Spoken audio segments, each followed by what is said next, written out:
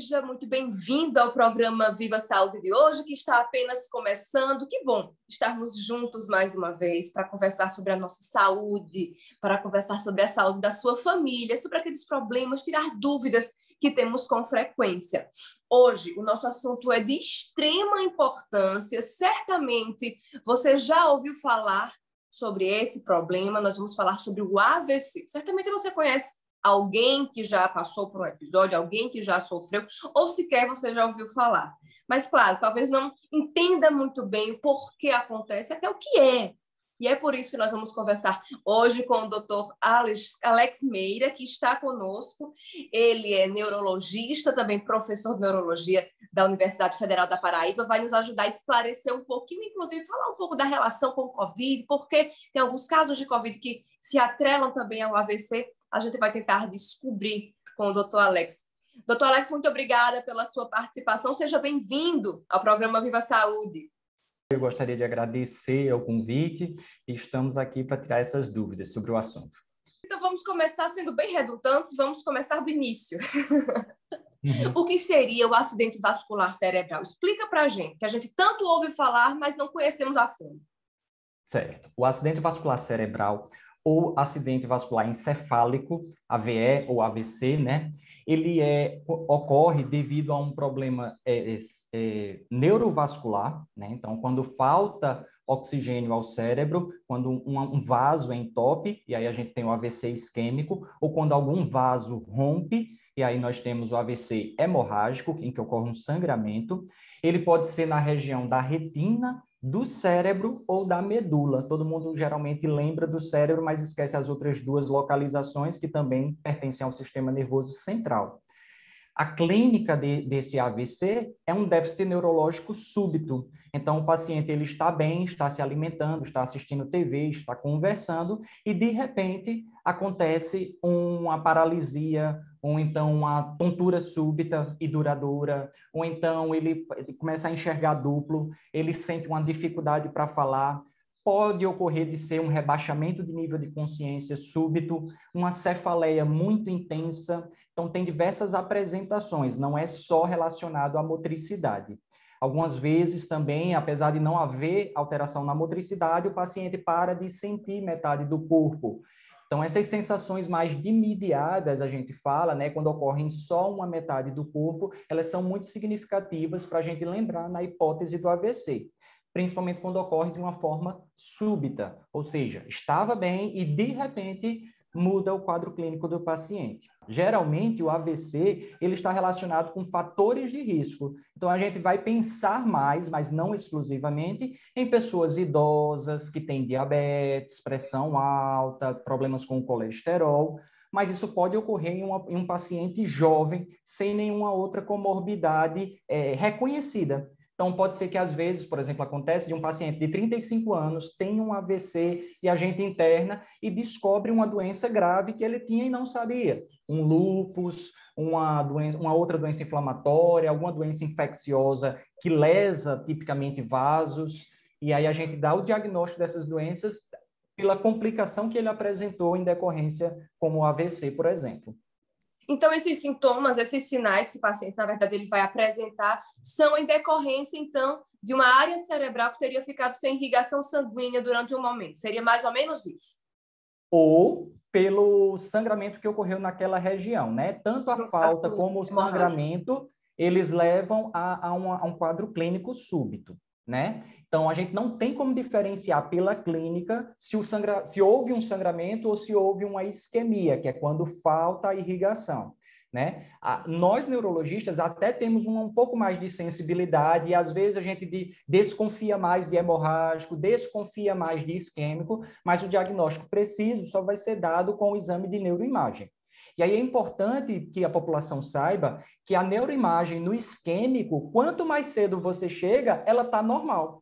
Já no hemorrágico, não. O sangramento aparece de cara, tá? Então, o fato de uma tomografia estar normal não exclui o AVC, tá? Ele fala a favor de AVC isquêmico, que é 80% dos AVCs. Então, quer dizer, você chegando muito rápido num serviço de urgência e emergência, fazendo uma tomografia dentro das primeiras 4 horas, que é a janela terapêutica melhor que existe, ela vai estar normal. E isso fala para a gente que, então, o paciente tem um quadro clínico de AVC. Neuroimagem normal, então, significa que ele é isquêmico. Eu tenho que tratar como isquêmico.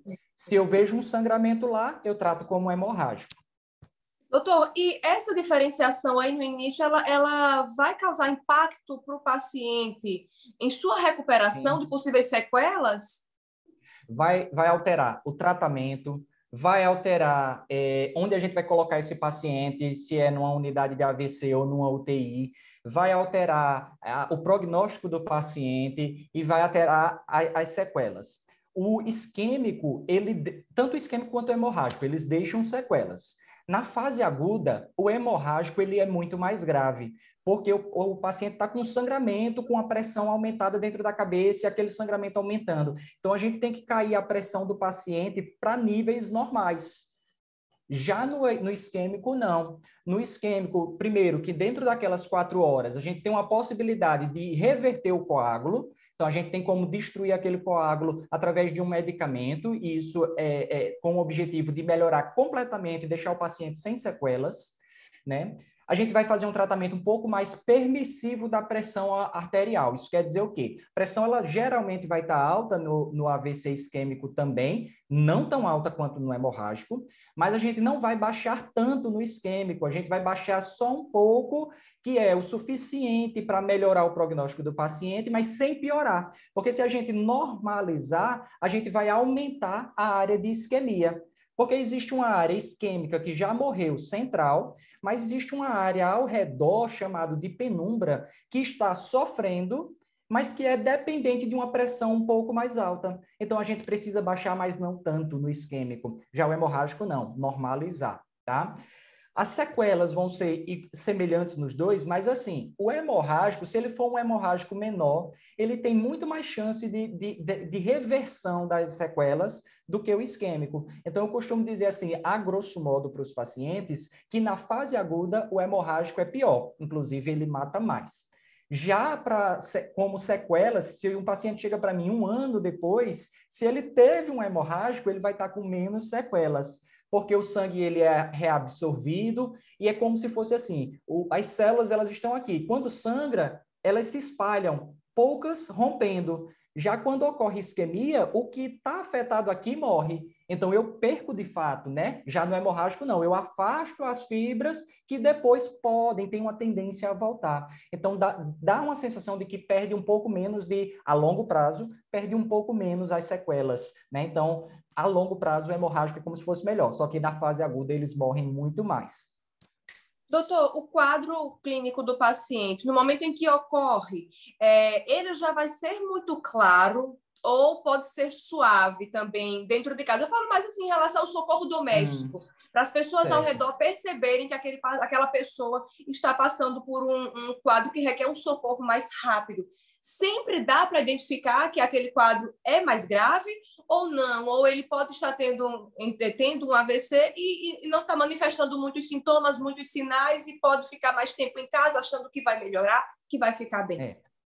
Pronto. Então, quando o quadro ele é bem clássico, que dá uma paralisia em metade do corpo, ou paralisia na face, que você pede para o paciente sorrir, o paciente desvia o sorriso para um dos lados, tenta fechar os olhos, ele até fecha normal, mas a boca, sorrindo, ela desvia. Quando você pede para o paciente levantar as mãos, uma mão vai caindo, ou ele não consegue levantar, ou ele fala que está com formigamento, ou então a fala enrolada, ou até mesmo sem conseguir falar absolutamente nada. Você tenta falar com ele, ele e não saem as palavras, né? Então, um problema de linguagem. Esses quadros são muito clássicos, são muito reconhecidos pela população.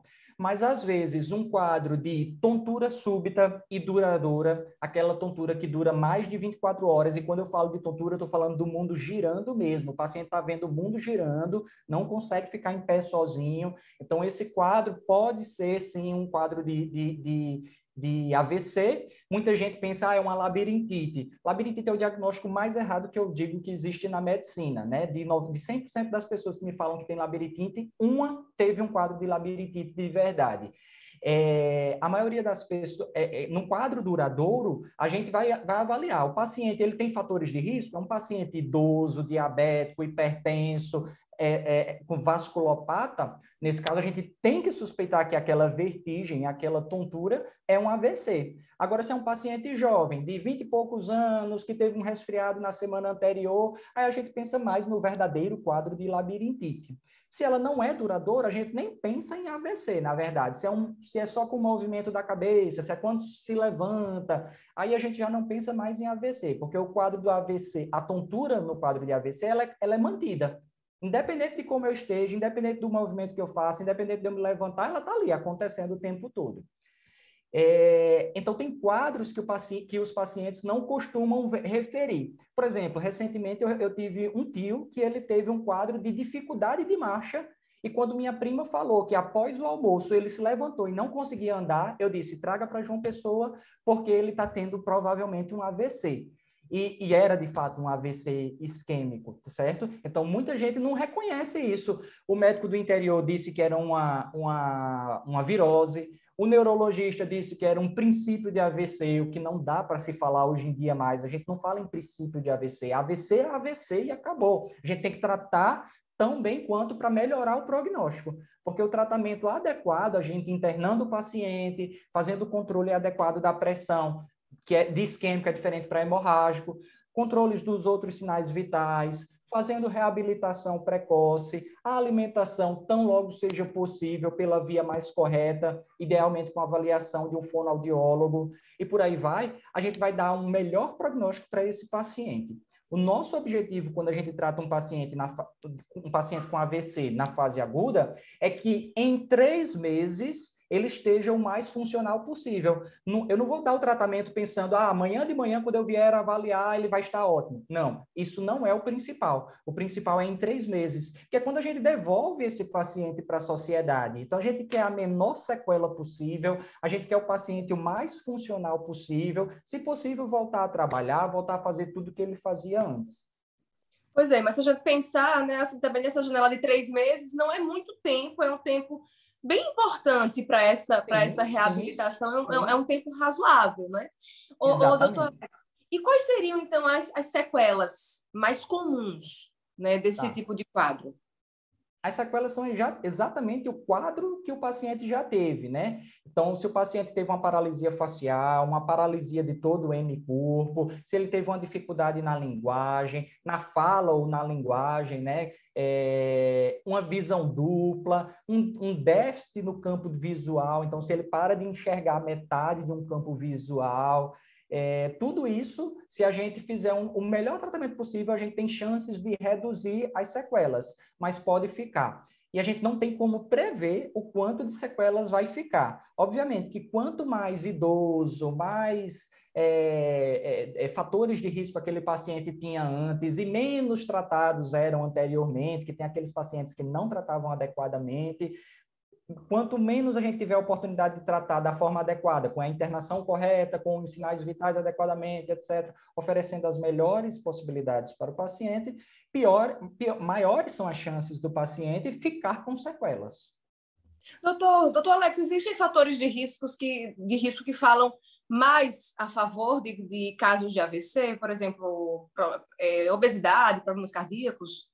Sim, os fatores clássicos são esses, né? Os do isquêmico são diferentes do hemorrágico, tá? O do hemorrágico principal é a pressão arterial descontrolada, né? Níveis muito altos de pressão arterial. Ocorrem também em pacientes que têm problemas de vasos dentro da cabeça, então, aneurismas, malformações vasculares. Então, isso daí tudo fala a favor através pro hemorrágico. Para o isquêmico, são esses fatores de riscos cardiovasculares. A pressão arterial, principalmente se ela for descontrolada, a idade avançada, o diabetes, principalmente se ele não for controlado, problema do colesterol, obesidade, tabagismo, sedentarismo, e aí vão ter fatores de risco menos importantes de uma forma epidemiológica, de uma forma global no número total, né? Como algumas alterações genéticas, algumas alterações, algumas características do paciente que levam ao aumento de algumas substâncias no sangue e por aí vai.